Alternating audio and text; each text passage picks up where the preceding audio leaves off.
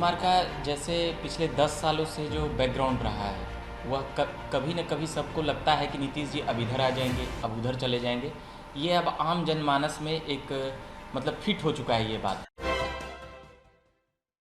नमस्कार, आप देख रहे हैं सिटी पोस्ट लाइव और मैं हूं आपके साथ हर्षिता प्रताप सिंह। बीते दिनों G20 सम्मेलन में बिहार के मुख्यमंत्री नीतीश कुमार प्रधानमंत्री मोदी के साथ नजर आए थे। उस तस्वीर के बाद से देश की राजनीति में यह हलचल तेज हो गई थी कि क्या नीतीश कुमार एक बार फिर से पलटी मारने वाले हैं, क्या नीतीश कुमार एक बार फिर से प्रधानमंत्री मोदी और एनडीए का हाथ थामने वाले हैं। इस पूरे मुद्दे पर चर्चा करने के लिए अभी हमारे साथ हमारे सहयोगी रविकांत जी मौजूद हैं। रविकांत जी, क्या नीतीश कुमार को एनडीए के बड़े बड़े नेताओं की तरफ से आमंत्रण भेजा जा रहा है? क्या जो कयास लगाए जा रहे हैं वो आने वाले दिनों में सच हो सकता है? क्या नीतीश कुमार एक बार फिर से पलटी मार सकते हैं?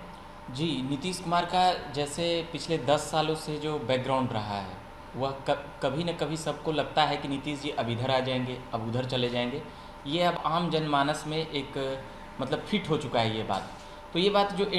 भाजपा के नेता डायरेक्ट इसलिए नहीं बोल रहे हैं क्योंकि वो जो शीर्ष नेतृत्व है वो अमित शाह 3 महीने पहले और जो भी दौरा हुआ है 2 महीने पहले तक का, पिछले दौरे के अगर छोड़ दें तो उन सभी में वह कह रहे थे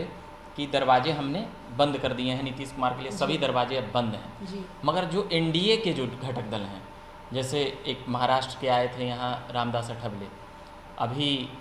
आरएलजेपी के हैं पशुपति पारस, तो इन लोगों पे कोई बाध्यता नहीं है, इन लोगों की अपनी पार्टी है, इसलिए ये लोग पूरी स्वतंत्र रूप से बोल देते हैं कि नीतीश कुमार एनडीए के हिस्सा हों और नीतीश कुमार एनडीए के हिस्सा होंगे। मगर भाजपा के नेता दबी मतलब कि इसका विरोध करते हैं। अभी तक जो बातें समझ में आई है, जैसे सुशील मोदी हुए, ऐसे तमाम नेता जो हैं वो विरोध कर देते हैं कि भाई हम तो ऐसा नहीं बोल रहे हैं, ये हमारे घटक दल हैं। तो इससे कई कयास और भी तेज हो ही रहे हैं। जी, दूसरी तरफ जदयू के राष्ट्रीय अध्यक्ष ललन सिंह ने यह भी बयान दिया था कि नीतीश कुमार बीजेपी पे थूकने भी नहीं जाएंगे। जी। तो लेकिन अब जो अशोक चौधरी और ललन सिंह के बीच जो तीखी बहस हो गई थी, उसके बाद से ये माना जा रहा है कि नीतीश कुमार और ललन सिंह के बीच कुछ खटपट चल रही है। तो क्या ललन सिंह नीतीश कुमार का साथ छोड़ने वाले हैं? ये तो पुख्ता तौर पे नहीं कहा जा सकता है, मगर जो भी जदयू के राष्ट्रीय अध्यक्ष बने हैं उनका एक नीतीश कुमार को ही छोड़ दें तब जॉर्ज फर्नांडिस, शरद यादव, आरसीपी सिंह, ये जो तीनों चारों जो अध्यक्ष रहे हैं और भी एक आध अध्यक्ष और रहे हैं, तो इन लोगों जब अध्यक्ष बने हैं तो कहीं ना कहीं इनका राजनीतिक कह सकते हैं कि धीरे धीरे करके इनका क्रम और भी नीचे चला गया और धीरे धीरे इनकी राजनीति समाप्त ही हो गई, कुछ इस प्रकार हुई। तो ये अंदेशा भी है और जो भी राष्ट्रीय अध्यक्ष और कोई भी पार्टी में, जैसे अभी अशोक चौधरी के साथ हो रहा है, कोई भी पार्टी में चले जाइए, किसी घर में भी, तो हम पार्टी की ही बात लेते हैं तो एक पार्टी में कई धड़ा काम करता है और कई गुट गट ये सब बन जाते हैं वहाँ पर काम करते करते, क्योंकि वहाँ पे टॉप आपको दिखना है, इनको दिखना है, इनको दिखना है। और जब अध्यक्ष कोई बनता है तो अब जैसे नीतीश कुमार पार्टी के नेता हैं, ये सर्व कह सकते हैं कि सभी लोग जानते हैं, मगर ललन सिंह जब अध्यक्ष बने और जब आरसीपी सिंह जब अध्यक्ष थे तो ये दूरी बढ़ जाती है, क्योंकि ये दोनों की कार्यशैली, नीतीश कुमार बिहार संभालेंगे, राष्ट्रीय अध्यक्ष पार्टी देखेंगे, तो फिर ललन सिंह उस वक्त करीबी थे नीतीश जी के, पास में रहते थे, समय पूरा बीतता था, तो धीरे धीरे करके साथ आए और आरसीपी सिंह बाहर चले गए। ललन सिंह अब थोड़ा दूरी है, वो पार्टी को देख रहे हैं और नीतीश कुमार अपना बिहार के सरकार को देखते हैं, बाकी और देश भर में घूमते फिर रहे हैं, अभी विपक्ष के नाते वो एक अलग विषय है। तो उसके बाद दूरी बनता है और बीच में कई नेता जो आसपास रहते हैं, जैसे कि अशोक चौधरी हो गए, संजय झा हो गए, और भी नेता हैं, विजय चौधरी तो काफ़ी अरसे से 2 दशकों से 1.5 दशकों से उन्हीं के साथ ही हैं, पहले कांग्रेस में रहे हैं। अशोक चौधरी भी पहले कांग्रेस के प्रदेश अध्यक्ष रहे हैं, मगर जो अभी जो हालिया जिस प्रकार से बातें आई है और बयान आया है, उससे ये लग रहा है कि पार्टी में गुटबाजी काफ़ी चरम पर है। तो इसका अंदेशा है कि पार्टी में टूट हो सकती है, ललन सिंह किनारे जा सकते हैं। अभी थोड़ा जिस प्रकार से कॉम्बिनेशन जो देखने के लिए मिला है अशोक चौधरी और नीतीश कुमार का, तो इन दोनों का जिस प्रकार से कॉम्बिनेशन देखने के लिए मिला है, तो इससे ललन सिंह की परेशानी, बिल्कुल ये बात सही है कि ललन सिंह की परेशानी बढ़ सकती है। जी, अगर इस तरीके से ललन सिंह की परेशानी बढ़ती रही तो क्या ये भी कयास लगाए जाने, कहीं ऐसा तो नहीं कि नीतीश कुमार से पहले ललन सिंह ही एनडीए का हाथ थाम लेंगे? जी, ये बातें अभी जैसे एक आपने बातें कही कि ललन सिंह बोले कि बीजेपी पर कोई थूकने भी जाएगा क्या, तो ऐसी कई बातें कई नेताओं की, नीतीश कुमार हों, जैसे कि वो कहते थे कि भाजपा को देश से भगाना है। फिर हम लोग देखे थे कि 2017 में किस प्रकार से एक साथ आके दोनों सरकार चलाए थे भाजपा के साथ नीतीश जी, 20 विधानसभा चुनाव भी लड़े। ललन सिंह भी ऐसे बातें बोल चुके हैं नीतीश कुमार के लिए कि नीतीश कुमार के पेट में दांत है, और भी ऐसा वगैरह वगैरह। नीतीश कुमार भी बोल चुके हैं लालू प्रसाद यादव पर जंगल राज, आतंक राज, ऐसी कई बातें। 2 दशकों तक ये काफ़ी कड़वाहट भरा दौर चला था, मगर परिस्थितियाँ कब किसको एक कर देती है राजनीति में, और फिर वो जुड़कर काम करने लगते हैं। कौन जानता था कि लालू नीतीश एक होकर राजनीति को अंजाम देंगे और भाजपा के खिलाफ एक बड़ी देश में नेतृत्व की मुहिम यहीं से ये दोनों मिलकर चलाएंगे। तो ये बातें हैं कि जिस प्रकार से अभी ललन सिंह बोल रहे हैं, भविष्य में हम देखेंगे कि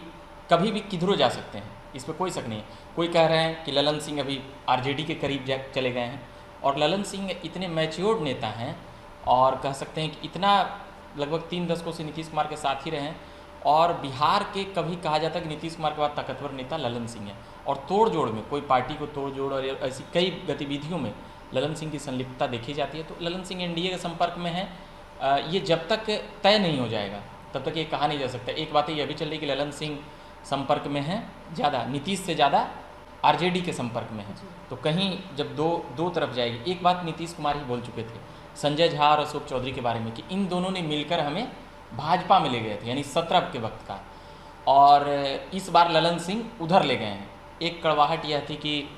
ललन सिंह को केंद्र में मंत्री नहीं बनाया थे भाजपा वाले, ये कड़वाहट उनके मन में शायद होगी, और राजनीति में रहनी भी चाहिए कि भाई हमको वो नहीं दिया तो हम भी तोड़ दिए, तो तोड़ के अपना उधर ले गए। तो ऐसी बातें चलती रहेगी जब तक कि